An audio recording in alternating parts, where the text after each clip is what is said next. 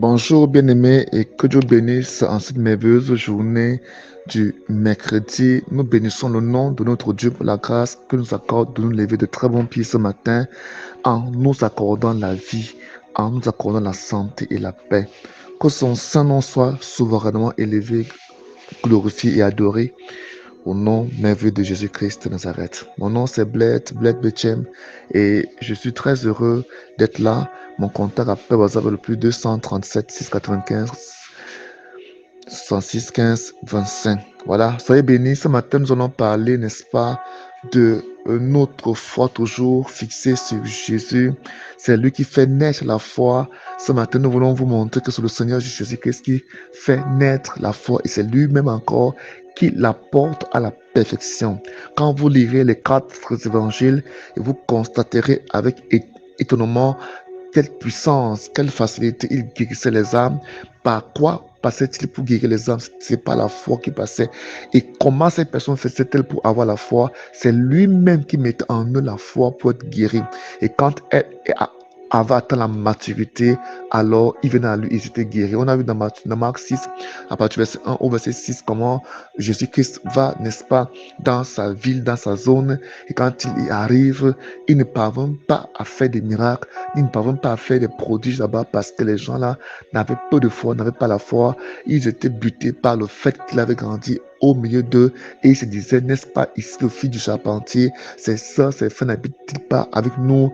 Et comment lui vient-il cette sagesse, cette puissance? Et à cause de ces choses-là, il ne pouvait pas faire des guérisons là-bas. Vous voyez comment ici la Bible nous montre clairement que il passe par la foi pour guérir, il passe par la foi pour délivrer, pour sauver. Alors la foi ne vient pas de l'homme, la foi vient de Dieu lui-même, la foi vient de Jésus-Christ. Nous avons lu dans Romains 10, verset 17, qui dit que la foi vient de ce qu'on entend, et ce qu'on entend vient du message de Christ.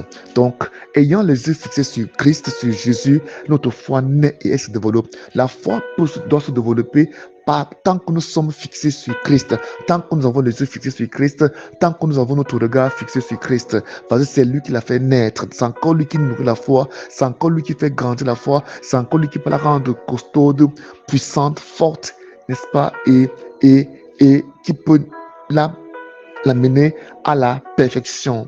Hébreux chapitre 12 nous déclare que il dit à partir du verset 2, faisons-le en gardant les regards sur Jésus qui fait naître la foi et l'amène à la perfection. Vous voyez ici que ici la Bible dit que c'est Jésus qui fait naître la foi. Donc dont la foi naît. Elle naît par quoi? Elle naît. Donc elle peut naître. Et quand elle naît, elle doit grandir. Quelque chose qui naît est appelé à grandir. Et ça va grandir par celui qui l'a fait naître, c'est-à-dire la parole de Dieu, la parole de Christ.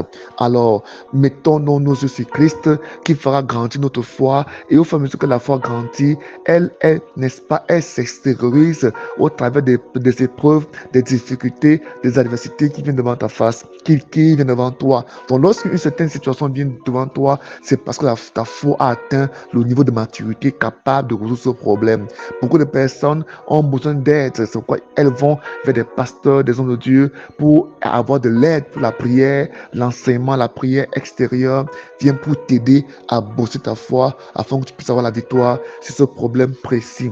Mais sur le plan général, le Seigneur veut que ta foi grandisse, qu'elle atteigne la maturité, qu'elle atteigne, n'est-ce pas, un niveau élevé pour toi capable de renverser cette montagne, pour toi capable de détruire ce problème, pour toi, n'est-ce pas, d'être capable d'amener à l'existence, n'est-ce pas, la guérison qui te manque, la bénédiction qui te manque. Il dit donc ici que faisons-le en gardant les regards sur Jésus qui fait naître la foi et l'amène à la perfection.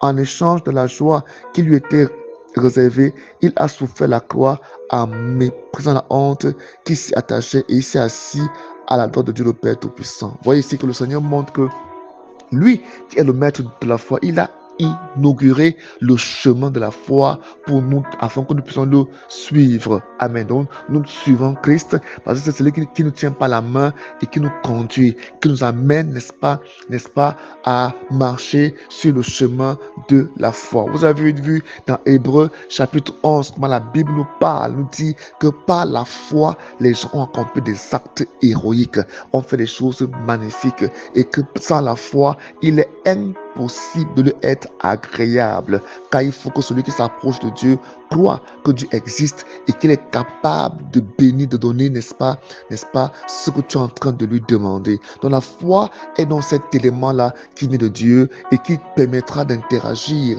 entre toi, le monde céleste et le monde physique. La foi vient du Père, la foi a besoin d'être nourrie, de manger, de s'alimenter. Donc plus tu l'alimentes, plus elle est puissante, elle est forte.